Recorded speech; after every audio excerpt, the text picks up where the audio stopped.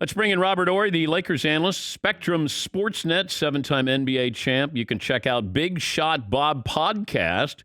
That's new shows every Wednesday. This week, Vernon Maxwell. That'll be fun. He talks NBA fights, trash talk, his time in Houston with Bob. Other guests, Steve Kerr, Mark Cuban, Jeannie Buss, Muggsy Bogues, Mitch Richmond, John Sally, and Shaquille O'Neal. Who's the scariest guy you ever played against? Scary. Who made you nervous? Dennis Rodman kind of made me nervous.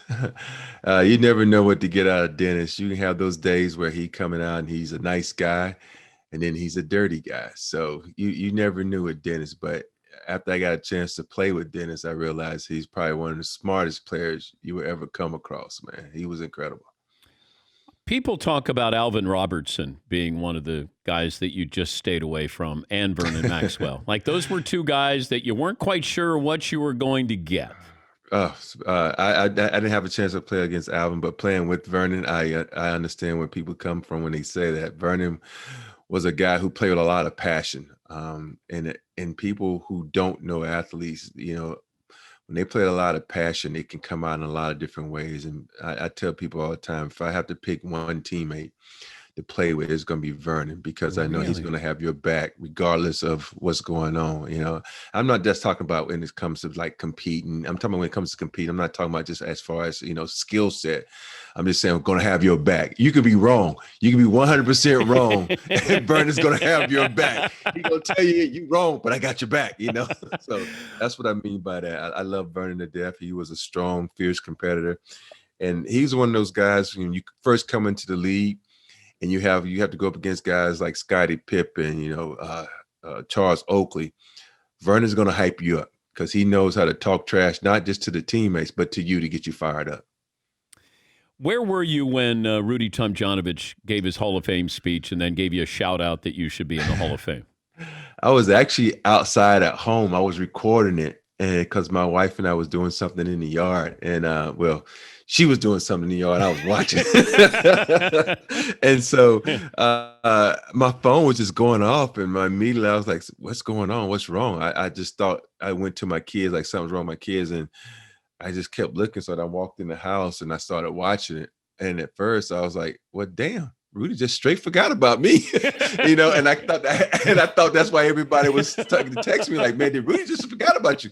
And at the end, he gave me that, that shout out. And I was like, wow, for a guy to take time in this Hall of Fame speech to, to pub me and to try to, get some recognition for me for the Hall of Fame it's an honor. That's all I can say. Okay. Now, I don't want you to say it's up for others. I'm asking you, do you think you're a Hall of Famer? Every person thinks he's a Hall of Famer. And I know every guy who ever played this game, unless you only played one season, thinks you're a Hall of Famer. Days I do and days I don't. I'm going to be honest with you, because I look at some of the people in the Hall of Fame and I wonder how the hell they got there. And then I look at some of the people who in, so yeah, they deserve to be there.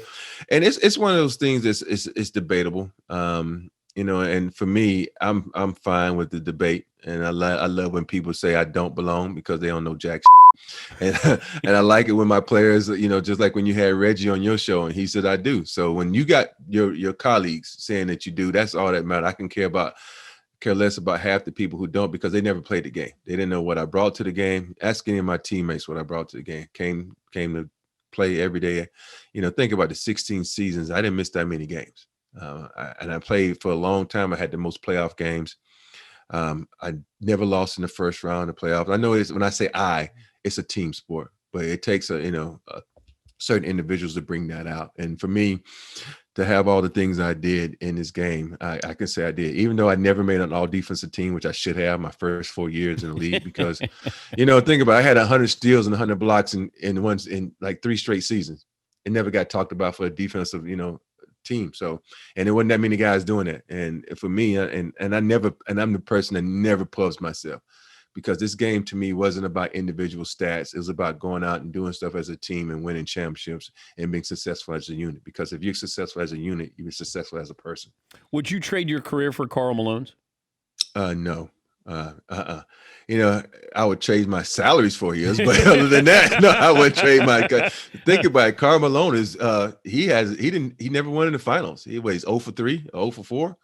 I'm 7 for 7, you know, and I'm not trading that. You know, I know a lot of people will look at your career where he scored a lot of points, third leading scorer of all time. No, because it's all about winning. It's not about individual stats. It's about getting it done as a team. This is not, you know, singles tennis where you would be successful in being a single person. But I'm happy with my career. It could have gone better. It could have been some things I could have did better, and it could have been the ways where I was more voiceful and wanted to step up, because, you know, there's so many times where I look back at my career and you took a back seat. You know, I that's why I love Rudy T, because he knew the skill set I had. He put me out there, and he ran plays for me. Once I left Houston, I never had a play run for me again. You know, it's a funny thing. Think about that. 12 years left. That's hard. I never had a play ran for me. Even when I went off in that series with San Antonio playing the Pistons, none of those plays were ran for me. If I was going to single out one shot, though, that I only get to show one shot, what's the one that I show of Robert Horry? You know, it's everybody knows me for the shot against the Sacramento Kings and against the in the Western Conference, and for me, that's one of my greatest shots, probably the greatest shots. But for me, if I have to do something personally, it goes back to the Detroit Pistons in 2005. My middle son, Cameron, he was telling me that, Dad, you don't dunk anymore. And then I said, okay. And in that game, you know, when I went off in game 5 in Detroit, I had a really good dunk. And a friend of mine, Opie, Oldester, who does paintings, he calls it the Batman dunk. I don't know why, but for me, I think that move for me would be the one that I would show, because it had a special moment for me. One of my kids was like, "Oh, you don't dunk anymore," and then I did it on the biggest stage in 2005 in the final. So at an old age of 35, so that dunk. Those paintings behind you, pretty cool. Those are your 7 titles. Yes, those are what Opie did, and so it represents each title. A shot is a progression, and so I did those, and they're hung in my house, and I just use that as a background, because if you see what's behind it, it's a liquor cabinet, and and I don't want everybody to know I got a liquor cabinet behind me. But you get into the Hall of Fame, we're breaking into that cabinet, right? Oh yes. You know, it's weird. You would think during COVID that you would have a couple of drinks, and I haven't, man, because I was, you know, trying to get back. You know, I went back to school, and I just been, you know, trying to focus on me, because I know I didn't want that COVID-19, meaning those 19 pounds, to jump on me like a lot of my friends. I said maybe 12 jumped on me, but not 19. So I got less work to do now that we can get back into the gym. So, you know, but, you know, if I do get in the Hall of Fame, you know, look out. I'm breaking open the good stuff. He's Robert Horry, the Lakers analyst for Spectrum SportsNet, 7-time NBA champ, in his podcast, Big Shot. Bob, that's a big shot by LeBron last night. Oh, huge. You know, and it's crazy how the biggest shots always come, well, a lot of times come from a broken play. Think about that. KCP was driving, and Bron thought he had a layup, and Draymond Green did what he was supposed to, had great defense, came over, and KCP was kind of hung up. And so he kicked it back to LeBron. LeBron shot a J from the logo, you know, logo Bron. So it was amazing. What do you see when you see Steph Curry? A machine. He is a perfect example of hard work and dedication and sacrifice. You have those unusual athletes that come in this game and can do things that nobody else can. I think the best thing for him last year was missing last season, getting hurt, and then going in the lab and just working on his J. Think about it. When you hurt and you know you can't do much, you just shoot. Even though he was a great shooter, he became an upper echelon shooter. His body became fresher. He got stronger. If you look at his body, when he came in the league to now, he is a man now. You know, he was like a little skinny boy. And I don't say that as any disrespect, because a lot of athletes are skinny, but he put on muscle. He got stronger. He got faster, and his skill set as far as dribbling has always been, you know, up there with Kyrie's. And so to see what he's able to do and learn how to escape and constantly moving. I know we talk about guys in this league like Rip Hamilton and Reggie Miller who always move. I think Steph has taken that to a new level because he's constantly moving. So he must be one of the best.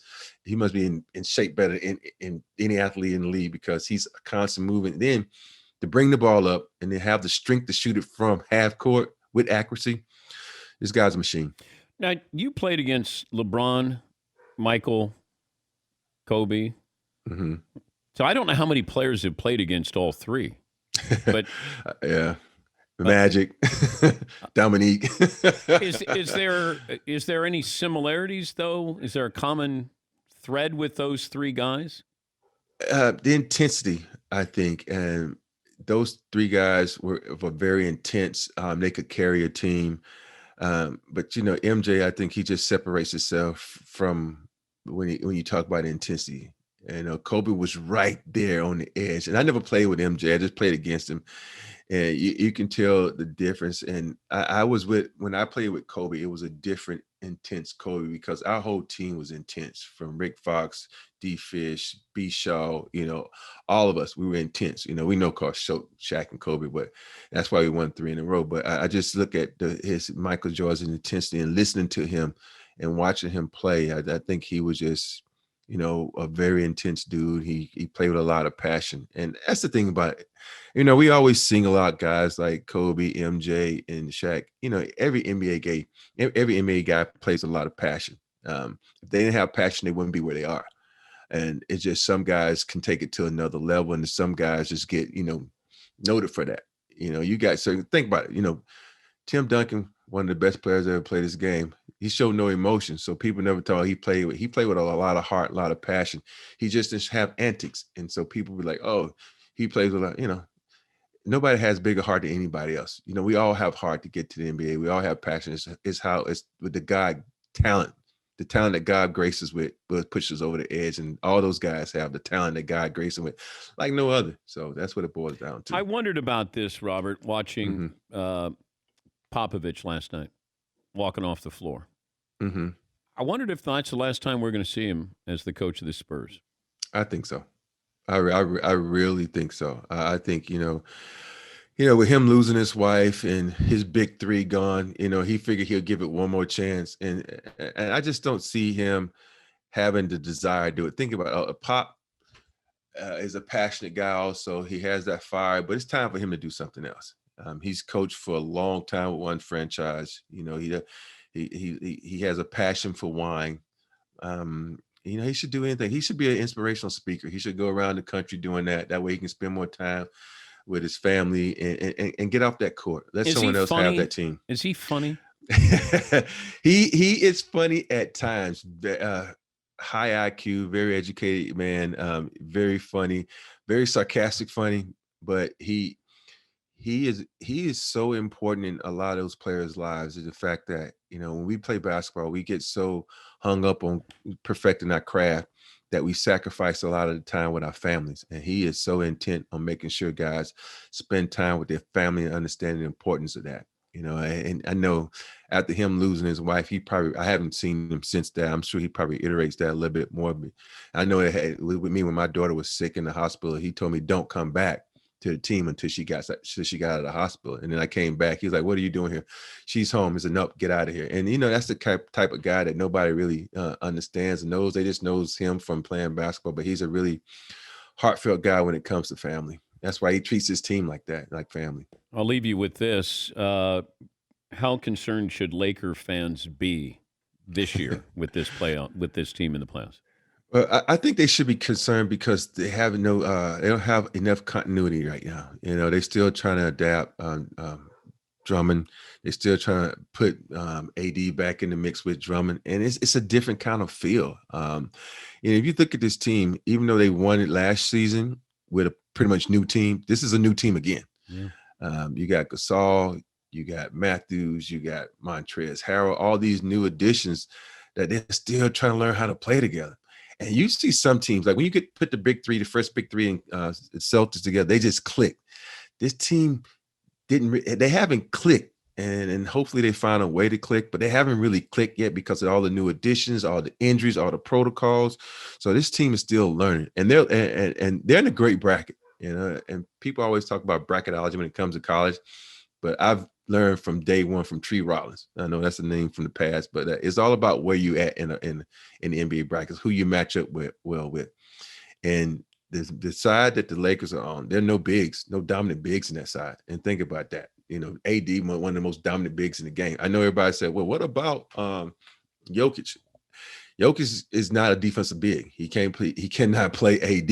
And so I think they're in a great bracket. They can learn how to play together as they grow through this playoff. So I think I'll be fine. But the challenge is when they get to the conference finals, when they have bigs and they have athletic guys, because I'm thinking Utah and the Clippers are going to meet, and whoever wins that series are going to meet the Lakers in the Western Conference Finals. If LeBron kicked it out to you right now, would you make it?